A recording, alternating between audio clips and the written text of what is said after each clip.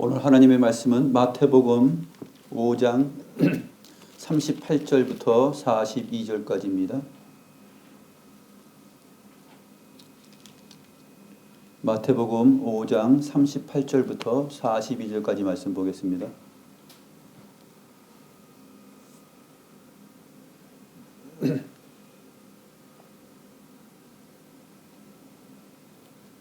하나님의 말씀을 제가 받들어 읽겠습니다. 또 눈은 눈으로 이는 이로 갚으라 하였다는 것을 너희가 들었으나 나는 너희에게 이르노니 악한 자를 대적하지 말라. 누구든지 내 오른편 뺨을 치거든 왼편도 돌려대며 또 너를 하여 속옷을 가지고자 하는 자에게 겉옷까지 가지게 하며 또 누구든지 너로 억지로 오리를 가게 하거든 그 사람과 심리를 동행하고 내게 구하는 자에게 주며 내게 꾸고자 하는 자에게 거절하지 말라.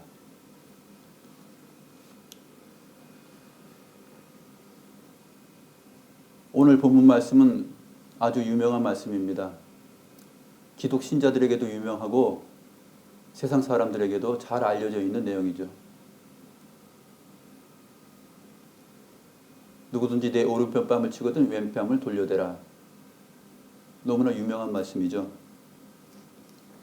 또 눈은 눈으로 이는 이로, 이 말을 일반 사람들도 세상 가운데서 가끔가다 행합니다.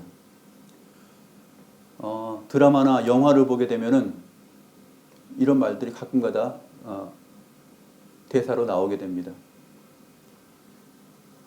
폭행을 당하고 또 개인적으로 어려움을 맞이하고 억울한 일을 당했을 때 이 말을 쓰죠. 눈은 눈으로, 이는 이로. 심지어는 연예인들도 예능 프로그램에서 자기들이 이렇게 즐겁게 놀면서 또 어떤 일을 당하게 되면은 이는 이로, 눈은 눈으로 하면서 갚겠다고 막 뛰어다닙니다. 이처럼 오늘 본문 말씀은 주의 말씀이며 성경 가운데 있지만 세상 사람들도 잘 아는 내용입니다. 하지만 이 말씀이 어떻게 쓰임을 받고 있느냐에 따라서 우리가 생각을 달리 해볼 수가 있는데 이렇게 쉽게 쓰임을 받을 수 있는 내용은 아닙니다. 그래서 오늘 이 본문의 본질적인 의미가 율법 가운데 어떻게 드러나 있는지 잘 알아보려고 합니다. 상황에 맞게 적실하게 율법을 사용해야 됩니다. 법이라는 것은 상황이 있고 그 조건이 있습니다. 그래서 그 법과 상황과 조건에 맞게 그 법에 있는 내용들을 가져와서 사용해야지만이 가장 효과가 있는 것이죠. 어울리지 않는데 그것을 사용하게 되면은 사실 율법적 의미가 없는 것입니다. 그런 부분들도 우리가 잘 생각하면서 오늘 본문을 살펴보도록 하겠습니다. 눈에는 눈, 이에는 이. 이 부분은 상대에게 어떤 폭행을 당하고 어려운 일을 당했을 때 우리가 많이 쓰는데 이런 말들을 흔히 사람들은 어떻게 하냐면은 운전 중에 뭐 고속도로를 가든지 일반 도로를 가든지 막 달리는 중에 운전 중에 상대 차가 갑자기 내 앞에 끼어들었어요. 깜짝 놀라죠. 그러면 어떻게 합니까? 눈에는 눈, 이에는 이 하면서 바로 쫓아가죠. 바로 쫓아가가지고 상대 앞으로 들어가서 상대에게 그대로 갚아줍니다. 이렇게 하라고 주께서 말씀하신 것일까요? 그것은 아닙니다.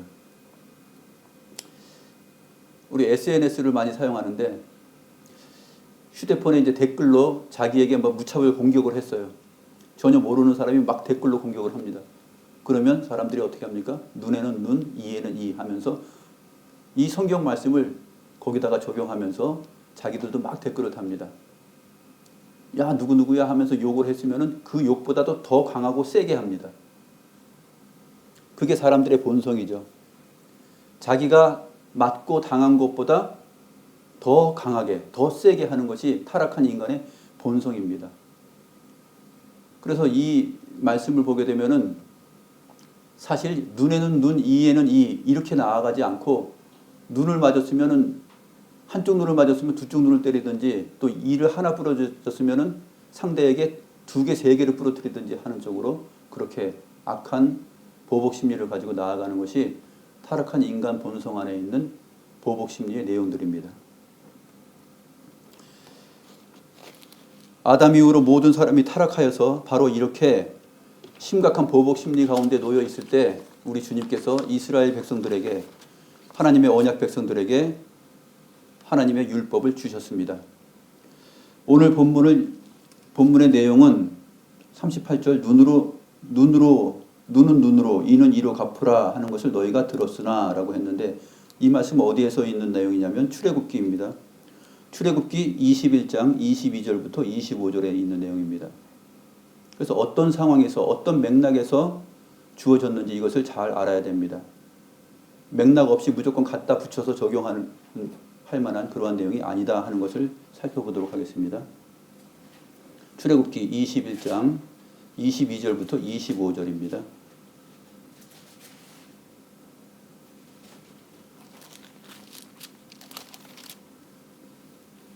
구약성경 115페이지입니다.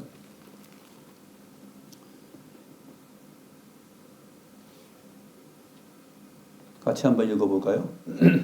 사람이 서로 싸우다가 임신한 여인을 쳐서 낙태하게 하였으나 다른 해가 없으면 그 남편의 청구대로 반드시 벌금을 내되 재판장의 판결을 따라 낼 것이니라. 그러나 다른 해가 있으면 갚되 생명은 생명으로, 눈은 눈으로, 이는 이로, 손은 손으로, 발은 발로, 된 것은 된 것으로, 상하게 한 것은 상함으로, 때린 것은 때림으로 갚을지니라. 어떤 맥락인지 보이시죠?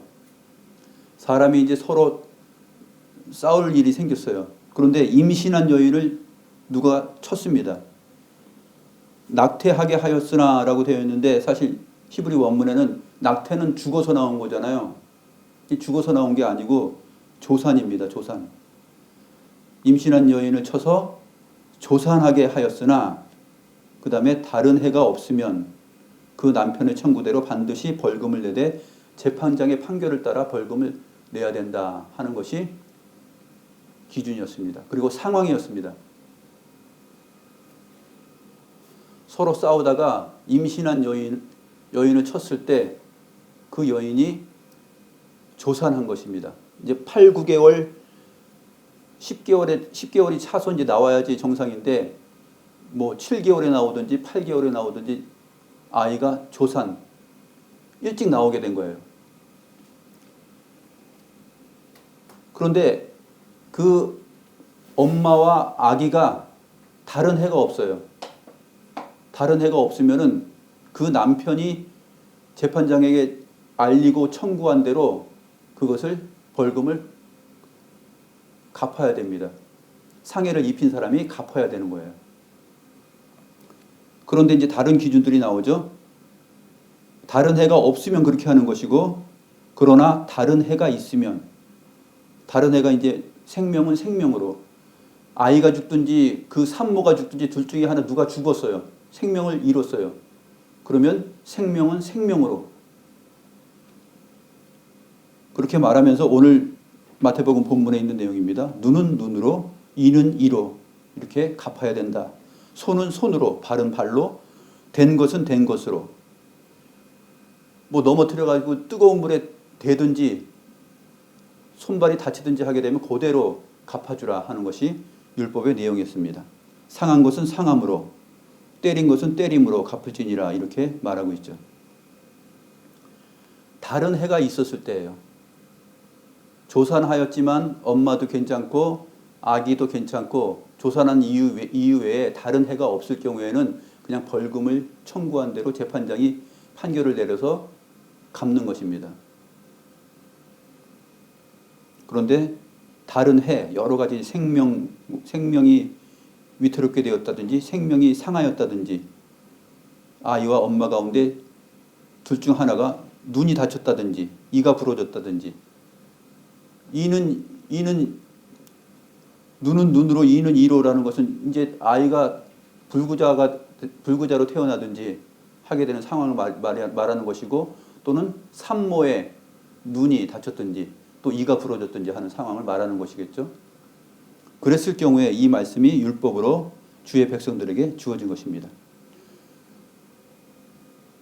근데 더더욱 중요한 것은 무엇이냐면 여기서 중요한 것은 재판장의 판결을 따라 그렇게 한다라는 것이에요. 재판장의 판결 없이 개인이 상대를 보복하면 된다. 그것을 말하는 것이 아니에요. 재판장은 판결을 따라서 절차를 밟아서 이것을 진행해야 된다는 것이죠. 하나님께서 주신 하나님 나라의 사회법입니다. 그래서 그 사회법 안에 재판장을 두었고 시시비비를 가릴 수 있는 그 기구와 기관과 기관장을 하나님께서 이스라엘 가운데 주셨어요. 그래서 반드시 자기가 억울한 일, 이러한 일을 당했을 때는 어떻게 해야 되냐면 재판장에게 먼저 가서 알려야 돼요. 남편이 가서 알리는 것이죠. 내 아내가 이렇게 되었습니다. 내 아기가 이렇게 되었습니다. 알리는 것이죠. 그러면 그래 하면서 재판장이 그 상황을 따져서 거기에 맞는 처벌을 내리는 것입니다. 이것이 이제 눈은 눈으로, 이는 이로 이렇게 갚으라 하는 것이 규정입니다. 규정인데 규정보다 더 중요한 것은 무엇이냐면 타락한 본성으로 개별적으로 가가지고 보복적으로 감정을 폭발시켜가지고 눈을 다쳤는데 눈뿐 아니라 이도 부러뜨리고 또 뜨거운 물에 집어넣고 하는 그러한 그 이상의 폭력을 제한하는 기준이 바로 더 중요한 것이에요. 규정적인 율법이면서 동시에 제한적인 율법이었다. 인간의 타락한 본성과 감성과 감정을 그대로 발산하여서 상대에게 더 큰 그 보복을 하지 못하도록 하는 기준이 바로 이러한 기준이었습니다. 눈을 다쳤으면 눈으로 해결하는 것이고 이를 다쳤으면 이로 해결하는 것이다. 하나님의 법이 바로 이러한 것이었습니다. 우리가 살면서 억울한 일을 당하게 되면 어떻습니까? 감정이 폭발하죠. 그러면 내가 1을 당했으면 상대에게 2와 20, 200까지 돌려주고 싶어하는 감정이 막 생겨나죠. 그렇게 하지 말라는 것이에요.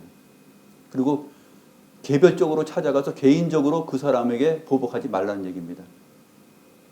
어떻게 해야 됩니까? 그 사회법이 있어요. 우리가 사는 이 사회법이 있기 때문에 사회 안에 하나님께서 일반 은총으로 주신 이 사회법 안에 그 질서를 따라서 재판장이 판결할 수 있게끔 알리고 기다려야 됩니다. 그랬을 때 재판장이 내리는 그 판결의 결과를 따라서 그것에 대해서 갚을 수 있는 길이 있는 것이죠.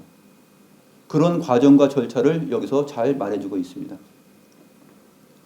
그런데 문제는 서기관과 바리새인들이 유대인들에게 어떻게 가르쳤냐면 문자만 가르친 거예요.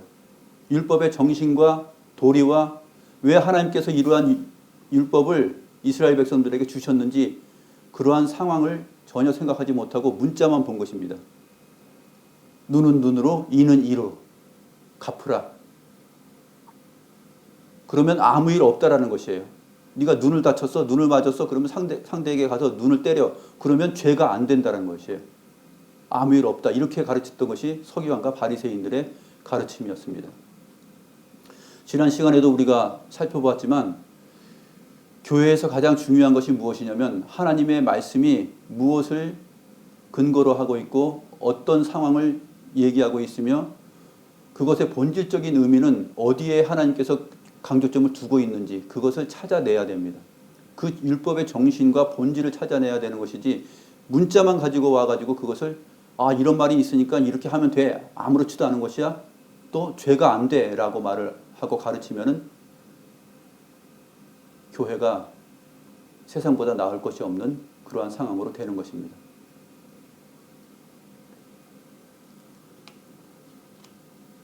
가장 중요한 거, 이 말씀이 율법적, 규정적 의미를 가지고 있지만 제한적이라는 거. 왜요?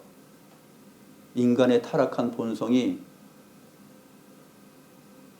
내가 당한 것보다 더 큰 보복 심리를 가지고서 더 강하고 세게 갚으려는 그러한 생각들이 있기 때문에 그렇습니다. 하나님께서 이것을 제한시키고 그 이상을 넘어가지 못하게 하였으며 꼭 재판장의 판결을 따라서 개인의 감정이 앞서지 못하게 이를 마련해 주셨습니다. 로마서 12장 19절에서 21절을 보면 사도 바울도 이러한 하나님의 의도와 의중을 잘 헤아려서 이렇게 말하고 있습니다. 로마서 12장 19절에서 21절 말씀 보시죠.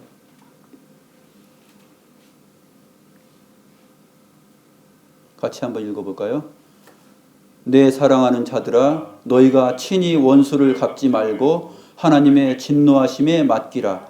기록되었으되 원수 갚는 것이 내게 있으니 내가 갚으리라 하고 주께서 말씀하시니라. 내 원수가 줄이거든 먹이고 목마르거든 마시게 하라. 그리함으로 내가 숯불을 그 머리에 쌓아 놓으리라. 악에게 지지 말고 손으로 악을 이기라. 주님께서 사랑하는 자들아, 너희가 친히 원수를 갚지 말고 주께 맡기라, 이렇게 말씀하고 있어요. 원수 갚는 것이 너희에게 있는 것이 아니라 하나님 자신에게 있다라고 가르쳐 주십니다. 그러므로 원수가 줄이거든 먹이고 목마르거든 마시게 하라, 이렇게 말씀하시는 것이죠. 그렇게 함으로 어떻게 되는 것입니까? 네가 숯불을 그 머리에 쌓아 놓는 것이다. 하나님의 진노의 숯불을 그 악한 자의 머리 위에 쌓아두는 것이다 라고 말합니다. 이것이 바로 손으로 악을 이기는 과정입니다. 오늘 본문 말씀은 이러한 과정에서 우리가 이해를 해야 됩니다.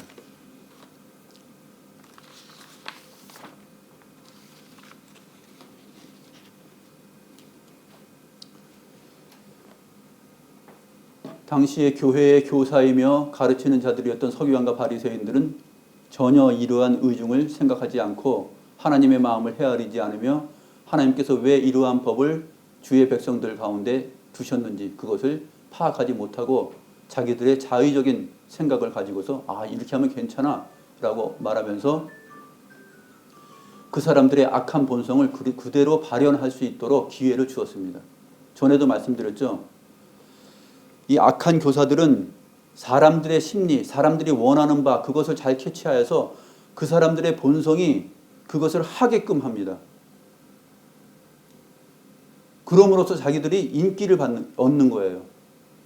그런 말을 해주면 세상적인 기준으로 또 이성적인 판단으로 사람 마음속에 있는 감정 그것을 북돋아주고 그것을 인정해주고 허락해줌으로 인하여서 자기들이 좋은 교사라고 대접을 받고 그렇게 생활을 했던 것이죠.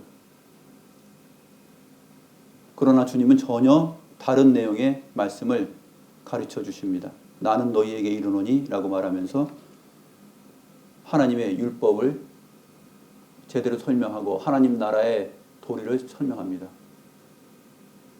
주님을 따르는 제자들은 어떠한 생각과 어떠한 기준을 가지고서 삶을 살아야 되는지 오늘 본문 말씀을 통해서 말하는데 4가지 예를 들어서 주님께서 생생하게 기억나도록 가르쳐 주십니다. 눈은 눈으로 이는 이로 갚으라 하였다는 것을 너희가 들었으나 나는 너희에게 이르노니 하면서 악한 자를 대적하지 말라라고 말합니다. 여기 나오는 4가지의 내용들은 전부 다 악한 자가 행하는 일들이고 악한 자에게 당하는 기독 신자들의 상황입니다. 그런데 이 악한 자를 어떻게 하라고요? 대적하지 말라 그럽니다. 왜요? 원수 갚는 것이 너희에게 있는 것이 아니라 하나님께 있기 때문에 그렇다라고 주님께서 말씀하시는 것입니다. 악한 자를 대적하지 말라. 이 부분이 굉장히 중요합니다. 누구든지 내 오른편 뺨을 치거든 왼편도 돌려대며.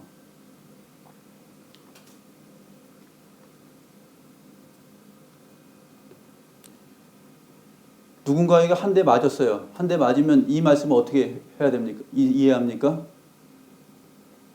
누가 오른편 뺨을 쳤어요. 그럼 왼뺨도 돌려대라고 하는 이 말을 어떻게 생각하냐면 사람들이 한 대 맞으면 어떻게 해요? 쳐.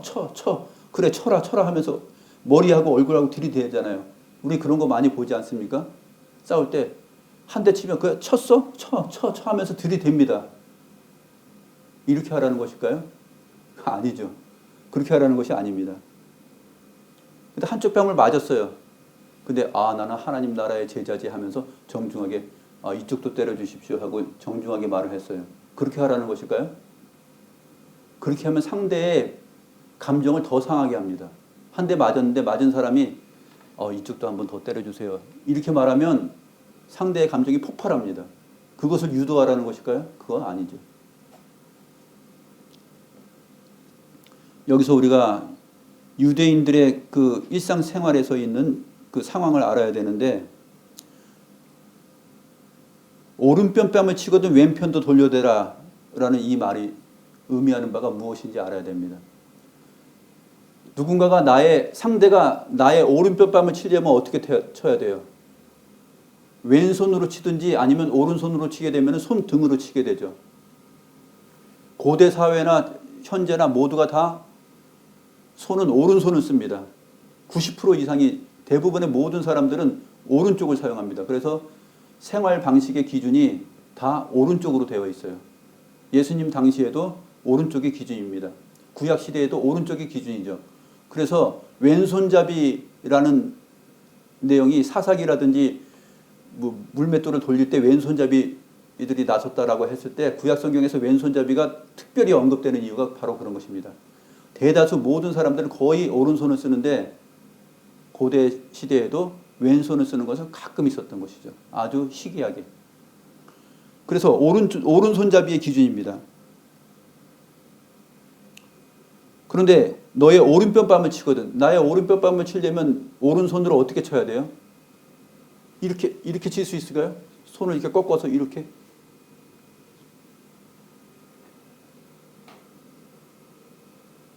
어떻게 칩니까? 상대 앞에 있는 사람의 오른편 뺨을 치려면은 내 손과 상대의 위치가 반대이기 때문에 손등으로 후려 갈겨야 됩니다. 이렇게 해가지고 치는 것이죠. 이렇게 해가지고 친다는 얘기는 뭐냐면 상대에게 수치와 모욕감을 배로 증가시켜서 상대를 무시하는 행위예요. 그랬을 때 왼쪽 뺨도 칠 수 있는 기회를 주라는 얘기입니다. 주님께서 이렇게 말씀하신 이유는 무엇일까요? 악한 자를 대적하지 말라는 얘기죠. 악한 자를 향한 심판은 누가 하신다고요? 하나님께서 하시기 때문에 오른편 뺨을 치거든 왼뺨도 맞을 각오를 하고 살아가라, 그렇게 얘기하는 것입니다. 전혀 맞을 이유가 없는 상황 속에서 그렇게 수치와 모욕감을 당하는 그러한 악한 자의 악한 행위를 당하였을 때, 그때 그 다음번에 또 한 번 그러한 기회를 그 상대 악한 자에게 받을 각오를 하고 살아가라는 것입니다. 기도하면서 기다리면서 재판장에, 의로우신 재판장이신 하나님께서 갚아주실 것을 생각하면서. 그랬을 때 어떻게 하는 것이에요? 내가 맞았으니까 나도 돌려준다 하면서 치면 안 되는 것이죠. 치면 안 되는 것이고, 기도하고 하나님께 그것을 재판장에게 아뢰는 것입니다. 제가 이러한 일을 당했습니다. 하나님 갚아주십시오라고 하나님께 아뢰는 것이죠.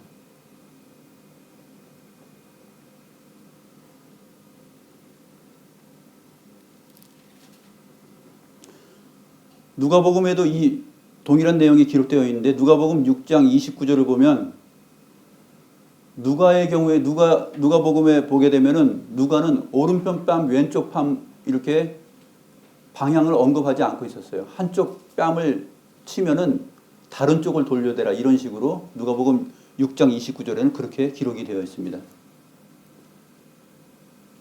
그러면 누가의 기록이 맞을까요? 마태의 기록이 맞을까요? 똑같습니다. 왜 똑같습니까? 마태가 오른편 뺨을 먼저 언급하고 그것을 치면 왼편 뺨도 돌려대라고 얘기한 것은, 마태의 기록은 유대인의 관점에서 유대인들의 그 생활상을 기준으로 하여서 유대인들이 잘 인식할 수 있는 그러한 정황을 따라서 설명을 하고 기록을 한 것이죠. 누가는 우리가 잘 알듯이 누가복음뿐만 아니라 사도행전을 기록했는데, 누가의 기록은 이방인들에게 쓰는 그 기록이요 편지였습니다. 그렇기 때문에 누가는 유대인들의 생활상을 따라서 오른편 오른쪽 왼쪽을 언급하지 않고 그냥 한쪽 뺨을 치면은 다른 쪽을 돌려대라 이런 식으로 기록을 하였던 것이죠. 누가복음 6장 29절을 보게 되면 또 마태와 틀린 경우가 나타나는데 누가는 겉옷을 빼앗기는 자에게 속옷도 거절하지 말라고 기록하였습니다. 겉옷과 속옷의 위치가 앞뒤가 서로 바뀌어 있습니다. 이러한 부분들도 사실은 유대인의 생활상과 당시의 이방인들의 일반적인 생활상 그것의 차이가 있다라는 것입니다. 성경 계시에 차이가 있는 것이 아니라 주님께서 말씀하신 의도는 악한 자를 대적하지 말라라는 그것이 가장 중요한 핵심 포인트이기 때문에 이 부분에 있어서 우리가 혼동을 해서는 안 되고 성경이 뭐 잘못 기록되었네, 계시가 잘못된 건 아니야 이런 식으로 생각하면 안 되는 것이죠.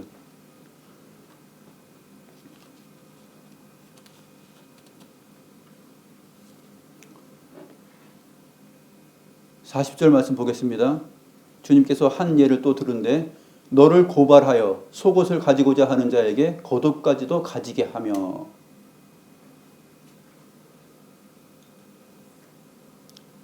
여기서 고발한다는 내용, 너를 고발한다는 내용은 정상적인 고발이 아니라 허위, 거짓 고발입니다.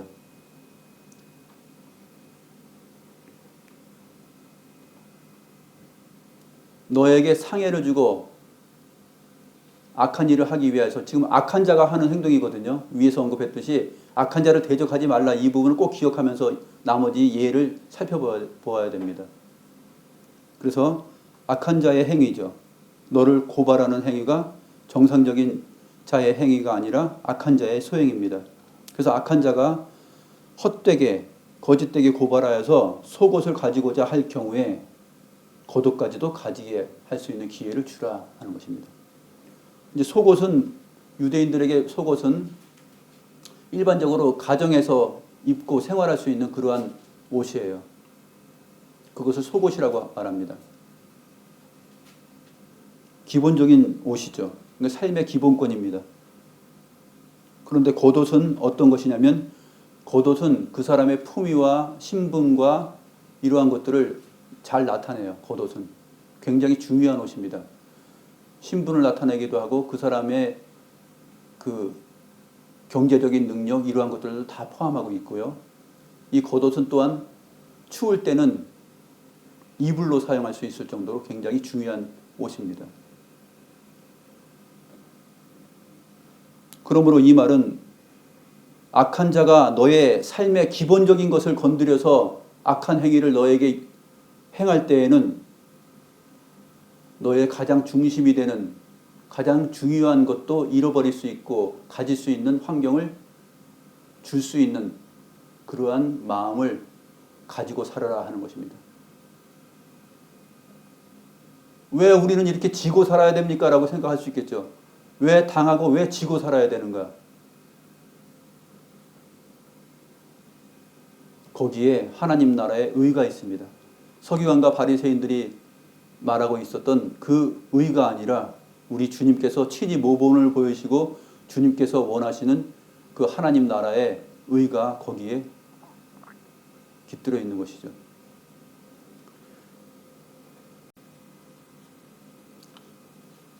삶의 기본권뿐만 아니라 삶의 중대성까지도 이를 각오를 하고 잃어버릴 수 있는 것을 가지고서 그렇게 살아가야 된다. 악한 자를 대적하지 말고 의로우신 재판장이신 하나님께 간구하고 기도하고 그 재판장의 판결을 기다리면서 그렇게 살아가야 된다라고 가르칩니다. 또 한 가지는 누구든지 너로 억지로 오리를 가게 하거든 그 사람과 심리를 동행하고. 여기서도 악한 자의 소행이 어떻게 나옵니까? 억지로라는 단어에서 나오죠. 억지로. 정상적인 방법이 아닙니다. 이 부분은 1세기 팔레스타인의 정황인데 당시에 로마의 지배권 하에 있었던 유대인들이 당하고 맞이하는 그 일들을 여기서 말하고 있습니다. 로마 군병들이 유대인들을 잡아가지고 야, 너 내 짐을 지고서 나 따라와 하고 시킬 수가 있어요. 그러면 로마 군인들에게 유대 시민들은 그냥 당해야 됩니다. 왜냐하면 로마의 지배권 하에 있기 때문에 속수무책으로 당할 수밖에 없는 일이죠. 여기 이제 올이라고 번역이 되어 있는데 1밀리온입니다. 헬라어로 1밀리온으로 되어 있는데 밀리온의 단위는 뭐냐면 약 1.5km예요. 거리가 1.5km. 누구든지 너로 억지로 1.5km 가도록 강요를 받으면은 그 사람과 2밀리온, 그러니까 3km를 가라, 이렇게 설명을 하고 있는 것입니다. 그 부분을 오리를 가게 하거든 십리를 동행하라 라고 번역을 했는데 정확한 거리 단위는 아닙니다. 조금 더 길죠. 오리와 십리는 실제적인 성경의 거리보다 조금 깁니다. 아무튼 억지로 1.5km를 가게 하면은 그 사람과 3km까지도 동행하라고 주님께서 말씀하십니다. 그렇게 함으로 사실 의로우신 재판장이 내리시는 그 숯불을 그 사람의 머리에 쌓는 것이다 라고 주님께서 가르쳐 주십니다.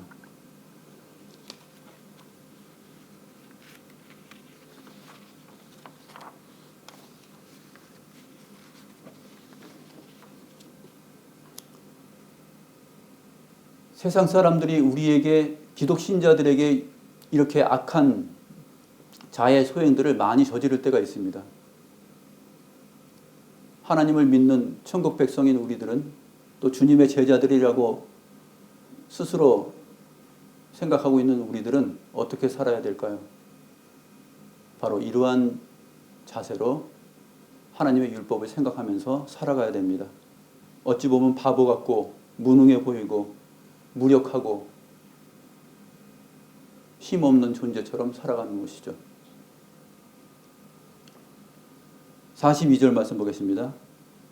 네게 구하는 자에게 주며 네게 꾸고자 하는 자에게 거절하지 말라. 네게 구하는 자, 이 부분은 정확히 하면은 너를 요구하는 자예요. 너를 요구하는 자. 나 자신을 요구하는 자가 있으면은 그에게 나 자신을 주라는 얘기예요. 너에게 꾸고자 하는 자, 이 부분은 정확히 하면은 너로부터 원하는 자. 너로부터 원하는 자가 있거든. 나로부터 무언가 원하는 일이 그 악한 자에게 있거든. 어떻게 하라고요? 그냥 거절하지 말라고 하는 것입니다. 나를 원하고 나로부터 무언가를 끌어내고 원하는 요구가 있을 때 그것을 거절하지 말라라고 말합니다. 그 악한 자의 행위를 그대로 해주라라는 것입니다. 이 해주는 게 사실은 더 무서운 거예요. 악한 자에게는.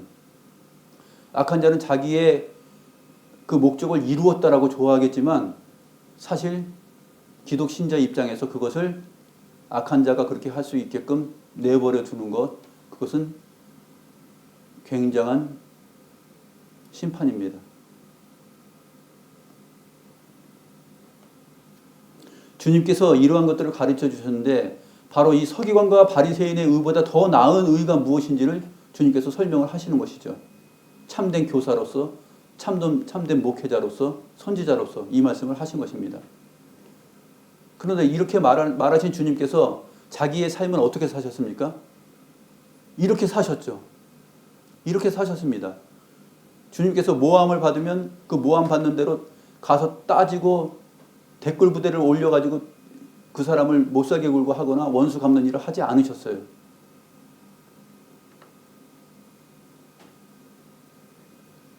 우리 주님께서 십자가에 달리시고 고난받으시는 그 과정 속에서 주님께서 오늘 하신 이 말씀을 친히 다 자기 자신이 인격으로 이루어내십니다. 우리 주님께서 십자가 고난을 받으실 때 어떻게 됐습니까? 사람들이 유대인들이 주먹으로 또 손바닥으로 예수님의 뺨을 쳤다고 기록되어 있어요. 그랬을 때 예수님께서 어떻게 했습니까? 한 대 맞았으니까 나를 때렸어 하면서 상대를 쳤을까요? 치지 않았잖아요. 의로우신 재판장이신 성부 하나님께 그것을 맡겼어요. 예수님의 속옷을 사람들이 나누었죠. 나눠 가졌죠. 속옷만 나눠 갖겠습니까? 우리 주님께서는 겉옷까지도 다 벗겨지고 속옷까지도 다 벗겨지고 벌거 벗긴 채로 나무에 매달렸습니다. 수치와 조롱을 다 당하셨죠. 채찍으로 수차례 맞았습니다. 예수님이 채찍을 들어가지고 너 왜 나를 때리냐 하면서 눈은 눈으로 이는 이로 하면서 갚았습니까? 갚지 않았어요. 12영이 더 되는 천군 천사 하늘의 군대를 불러서 당장에 그 사람들을 다 아웃시키고 죽일 수가 있어요. 멸할 수가 있어요. 그 권세와 능력을 가지신 왕이시면서 재판장이었어요. 하나님의 아들이셨어요. 그 그리스도께서 어떻게 하셨습니까? 뺨을 맞고 침뱉음을 당하고 머리에 과시관을 쓰시고 채찍에 맞으시고 옷을 다 빼앗기고 다 내어 주었습니다. 또 십자가를 지고 골고다까지 억지로 가죠.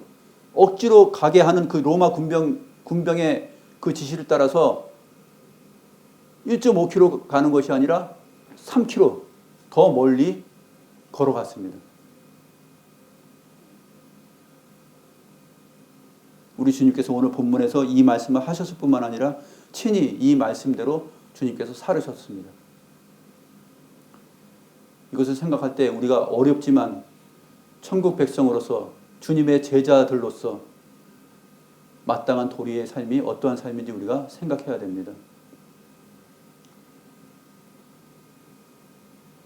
악한 자가 이러한 소행을 세상 가운데서 우리에게 행할 경우에 우리는 의로우신 재판장이 계심으로 원수 갚는 것이 우리에게 있지 않고 하나님께 있으므로 하나님께 아뢰는 것입니다.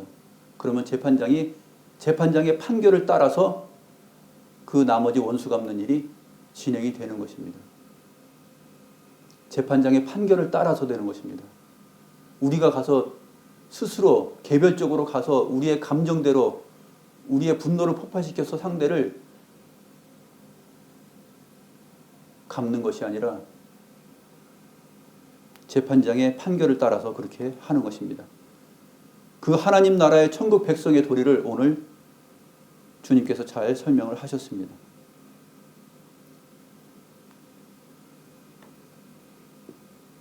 이렇게 사시겠습니까? 이렇게 같이 살아가도록 하겠습니다. 기도하겠습니다.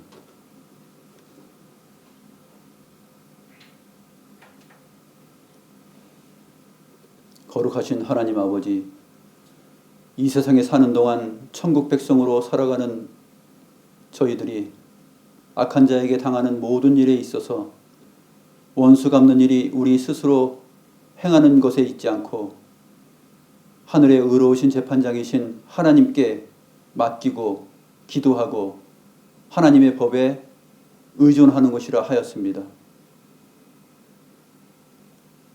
서기관과 바리새인들은 개별적으로 너희가 맞은 대로 그대로 당한 대로 갚아라 라고 가르쳤지만 우리 주님은 나는 너희에게 이르노니 라고 말하면서 그렇게 가르치지 않고 율법의 참된 의미와 목적과 하나님의 마음을 해석하고 전달하였습니다. 하나님 아버지, 우리가 사는 사회 안에는 사회법이 있고 또 믿음의 고난 가운데는 하나님 나라의 법이 있습니다. 이 일반 은총 가운데 있는 사회법과 하나님 나라의 질서와 법을 우리가 잘 생각하면서 항상 그 법과 법의 기관과 그것을 주관하는 자에게 맡기고 그 판결을 기다리는 그러한 거룩한 백성이 될 수 있도록 저희를 이끌어 주시옵소서. 원수 갚는 것이 우리에게 있지 않음을 꼭 기억하고 하나님을 의존하며 나아가게 하시고